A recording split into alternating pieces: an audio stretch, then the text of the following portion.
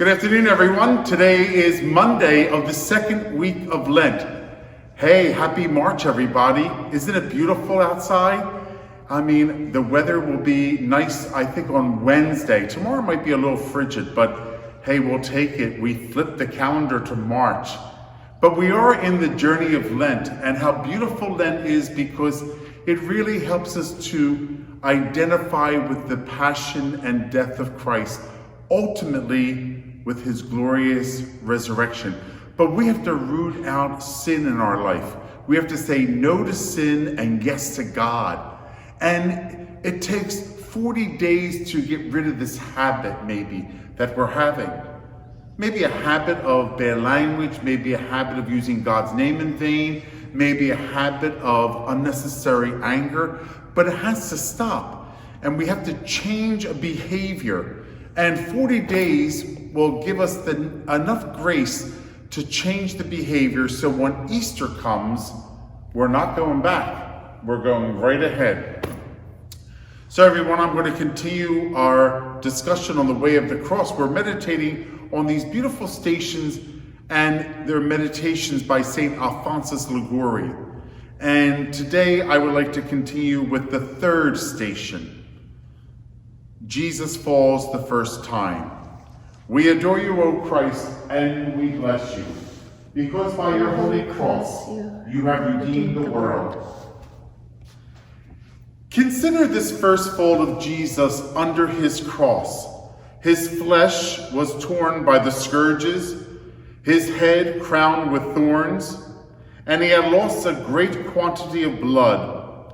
He was so weakened that he could scarcely walk, and yet he had to carry this great load upon his shoulders. The soldiers struck him rudely, and thus he fell several times in his journey. The scourging, we talked about that, didn't we? Remember the scourging and the pointy edges of the whip that took the flesh, and the flesh was on the ground with all the blood.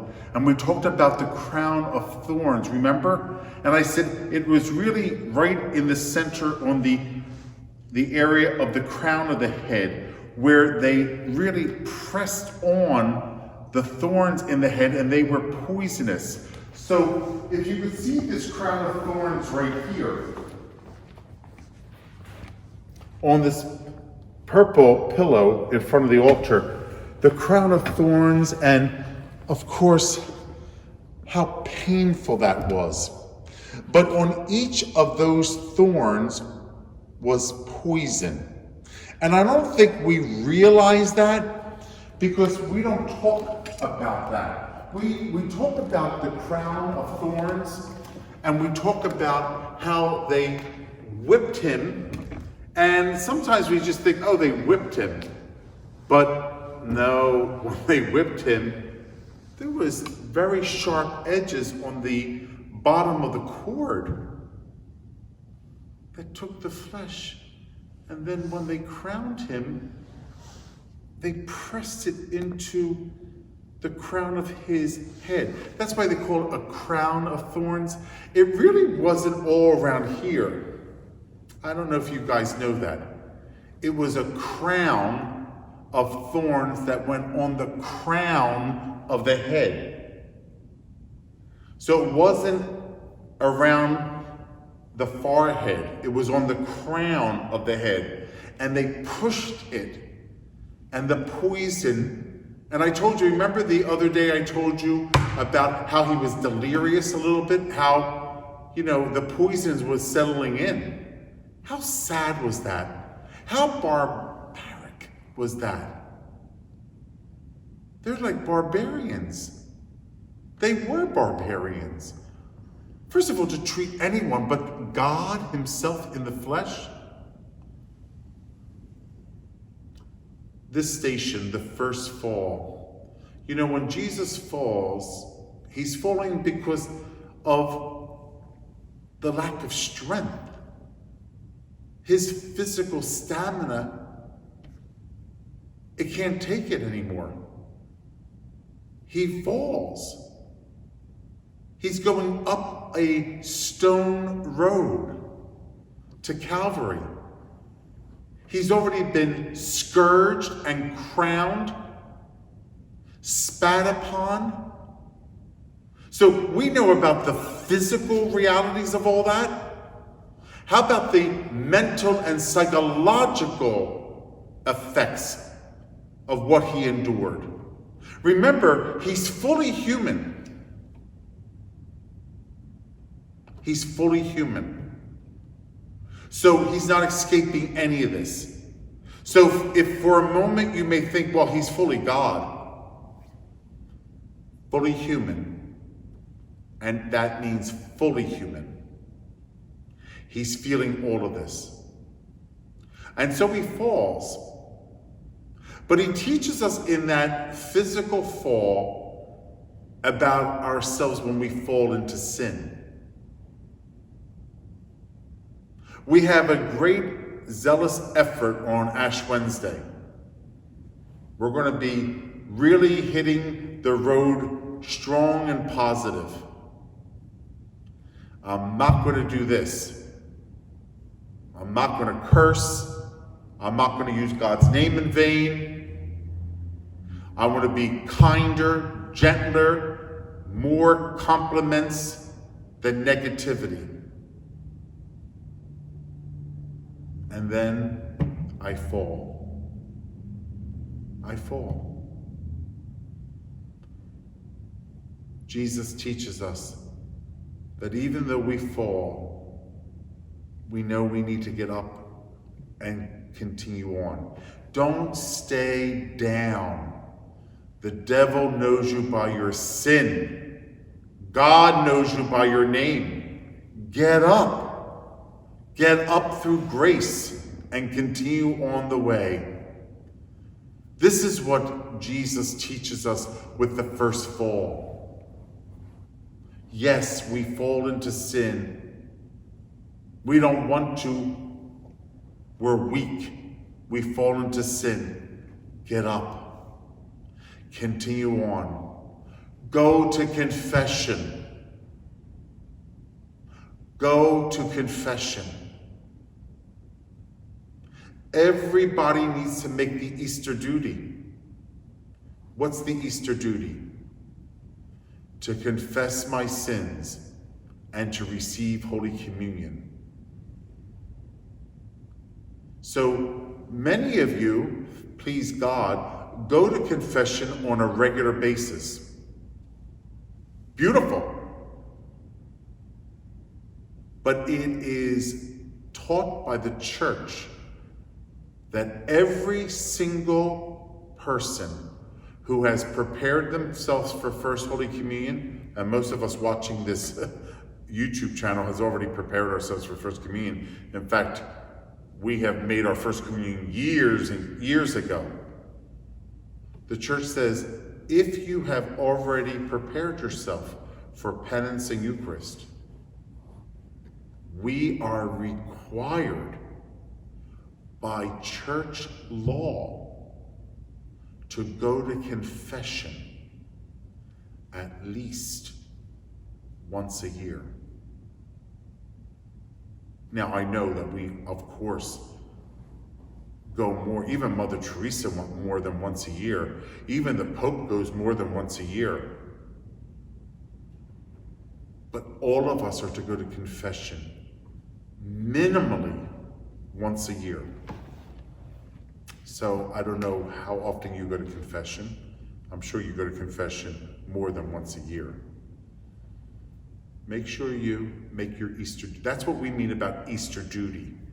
We go to confession and receive Holy Communion within the context of the Easter season, right? In preparation of the Easter season. You know, many people go to confession on Holy Saturday, or they have a Lenten penance service at their parish. So we here at St. Mary's offer confessions on Holy Saturday afternoon. Many churches do not. But we've made a decision that we would offer confession on Holy Saturday afternoon from 2 to 4. Remember, we offer it for 2 hours? just so that people could come and make sure they make their Easter duty and go to confession and receive Holy Communion on Easter. That's the minimum we could do for a God who loves us so much that he suffered and died for our sins. What can we do minimally for God? Attend Mass once a week on Sunday? Is that going to kill us? To make sure we go to confession at least once a year? Is that going to kill us? But he died for our sins. Can we not swallow our pride and do something small, like going to confession, going to Mass? Yesterday, we celebrated the second Sunday of Lent. I love the Gospel of the Transfiguration. That was the Gospel. Every second Sunday of Lent is the Gospel of the Transfiguration. Behold his glory. I think that was the thumbnail that Susan put up yesterday as I was watching Holy Mass. And I was saying to the people at the Mass as I was celebrating that we have a good patron here of the Universal Church, St. Joseph. And I said to the Catholic men of the entire church, we need to step up. Men of the Catholic Church need to step up and to be people of faith. And who do we look to? St. Joseph. I'm really encouraging all the men of our parish to begin a consecration prayer of 33 days to St. Joseph. Please. If you are a woman, I encourage you too. But if you have a man in your life, do you have a husband? Do you have adult men in your life who are your adult children? Did you encourage them to do this? It's a perfect opportunity during Lent. I'm just telling you that it's very crucial that Catholic men stand up for their faith, live their faith, and encourage their family to practice the faith. More and more that the vaccine is out there and people are getting it, I'm seeing more and more people coming to church on Sunday.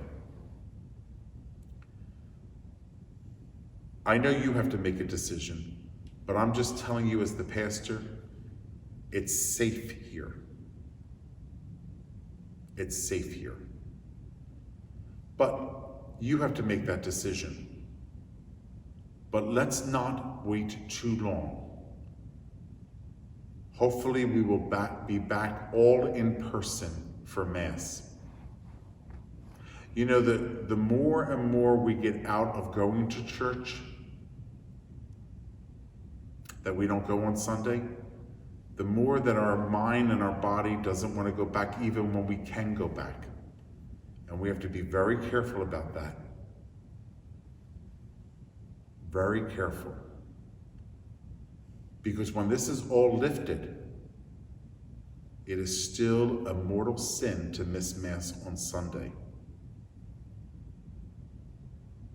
There are times in the history of the church where the church has exempt the people from attending Sunday Mass, like now this pandemic, because of a medical or a pandemic reason.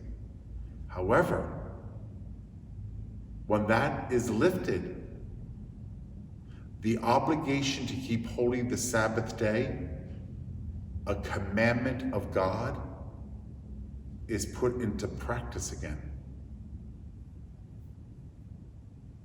And to miss Mass purposely on Sunday is a mortal sin, which requires confession to remove the stain of sin from the soul.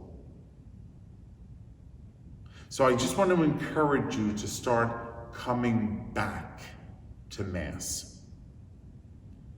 And many people who have come back to Mass will say to me, I had a gentleman just say to me one Sunday, this is great. I don't know why whoever he was speaking about is not coming to Mass. I said, yeah, it's all fine. Once you get back into the groove of things, you'll find like, wow, I go shopping, so why can't I go to church? Because they put the same kind of restrictions in here. We're very much careful about everything. We have to remember to give God the first cut. Give God the glory. Give God the first cut, right? So this first fall teaches us to get back up again when we sin. Don't stay down, or don't say to yourself, I can't do this. I can't do this anymore. I'm going to sin again, and what's the use? What's the use? That's the devil. That's the devil. God is saying, get up. Get up. Because that's what people will say to them. They'll convince themselves of that.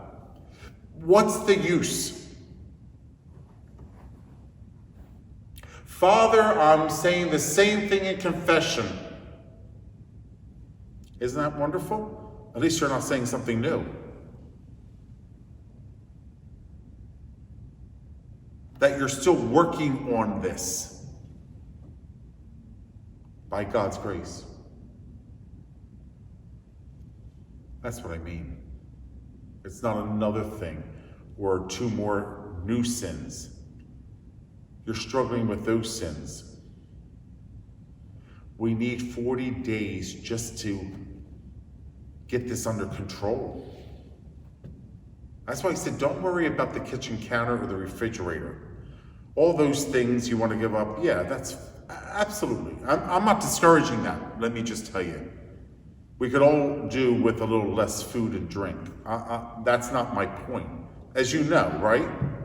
My point is, the stuff in the refrigerator is not going to throw you into hell. The stuff on the countertop in your kitchen is not going to throw you into hell.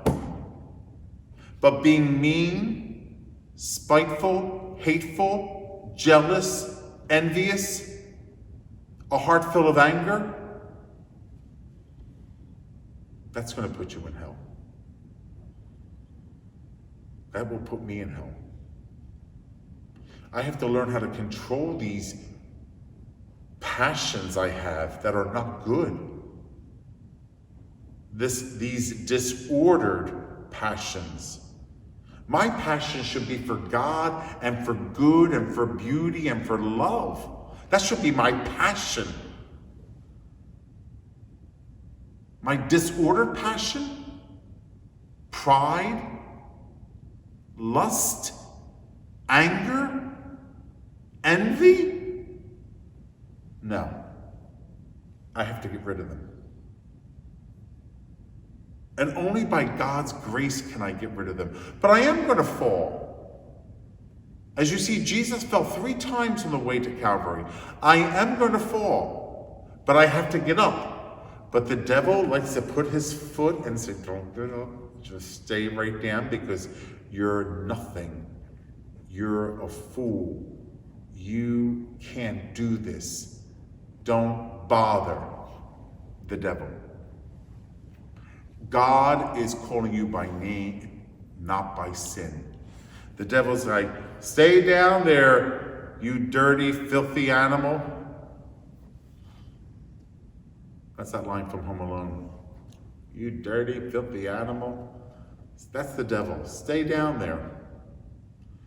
God is saying, Joey, Susan, Louise, John, Carl, Peggy, I called you by name.